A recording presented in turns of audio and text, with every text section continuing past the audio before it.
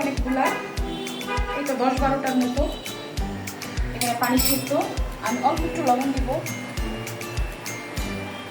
সিদ্ধ দেওয়ার আগে। পানির মধ্যে আমি সিমগুলো দিয়ে দিব।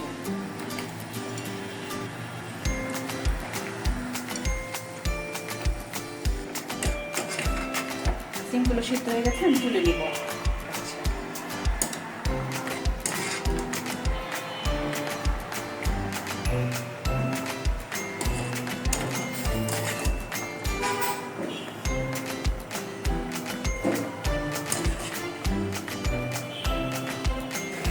এখন বাঁধাকপির ভর্তার জন্য আমি বাঁধাকপি সিদ্ধ দিয়ে দিব। আমি 2টা ভর্তা একসাথে বানাবো, বাঁধাকপি আর সিম। এই জন্য আমি সিমটা আগে সিদ্ধ করে নিলাম, এখন বাঁধাকপিটা সিদ্ধ করে নিব। এটা বেশি সিদ্ধর দরকার নেই, হালকা ভাবে। হ্যাঁ, হালকা ভাবে একটু নরম করে নিলে।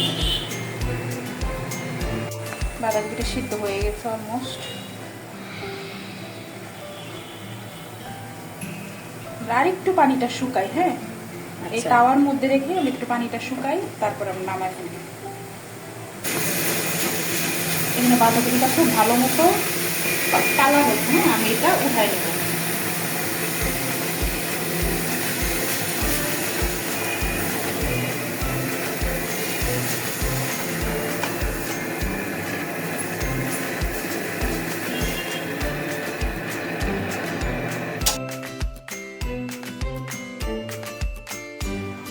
আমি একটু সরিষার তেল দিলাম, একদম বেশি না।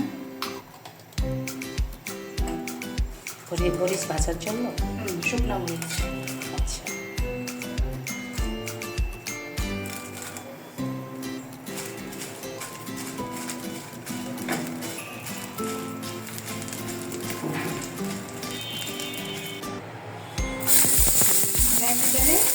পেঁয়াজটা একটু পেঁয়াজ, ভাজা।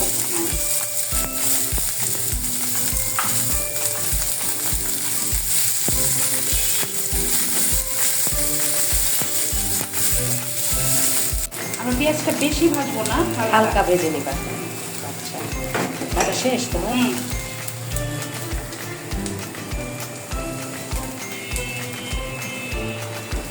জাস্ট একটু নরম করে নিলাম। সিদ্ধ করা সিমগুলো আমি একটু ভেজে নিবে। হ্যাঁ তালবো, এটা ভাজা না, একটু গরম করা। পানিটা একটু পানিটা একটু এক্সট্রা পানি আছে, এটা একটু পানি।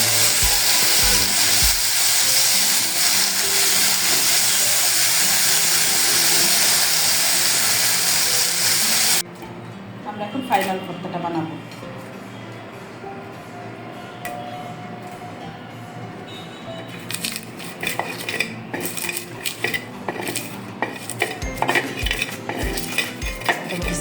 সিমের ভর্তা বানাবো। হ্যাঁ, প্রথমে আমরা সিমের ভর্তাটা বানাবো, তারপর বাঁধাকপিটা।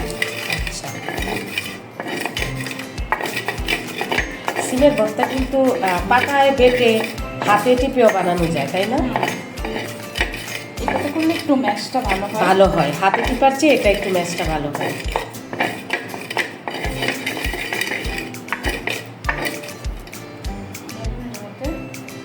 ভাজা পেঁয়াজটা দিয়ে দিব।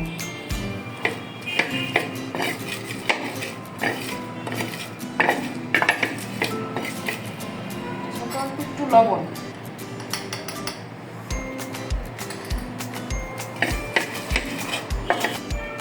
সিমটা দিয়ে দিলাম।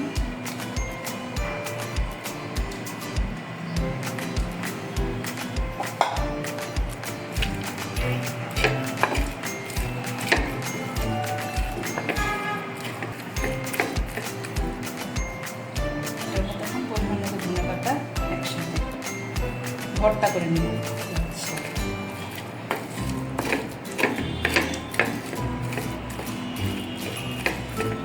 এখন আমরা একটু সরিষার তেল একদম উপরে,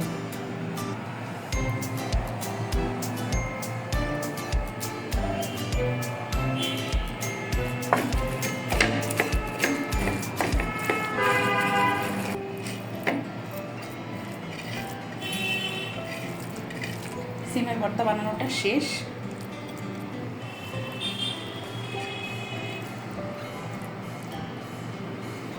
এই ভর্তাটা তুমি কি দিয়ে খাবে? গরম ভাত?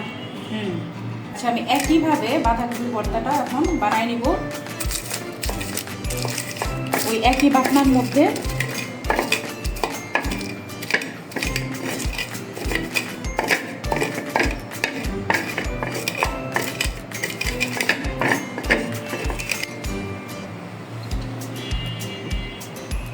পেঁয়াজ,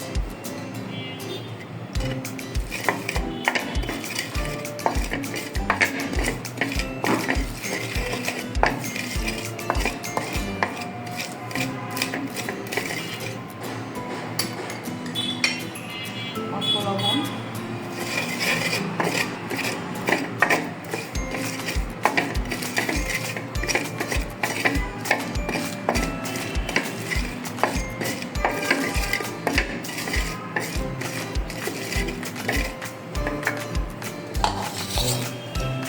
বাঁধাকপিটা দিয়ে দিব।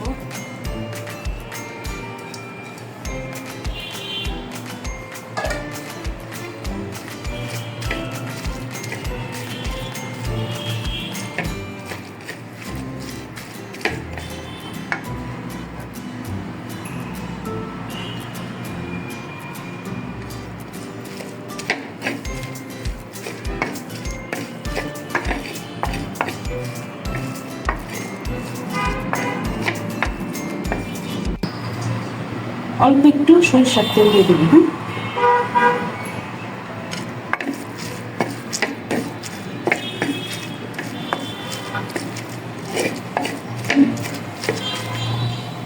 বাঁধাকপির ভর্তা শেষ।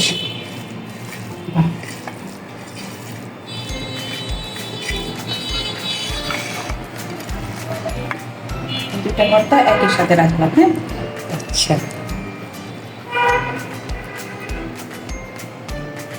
আমার তো দেখে এখনই খেতে ইচ্ছা করছে গরম ভাত দিয়ে।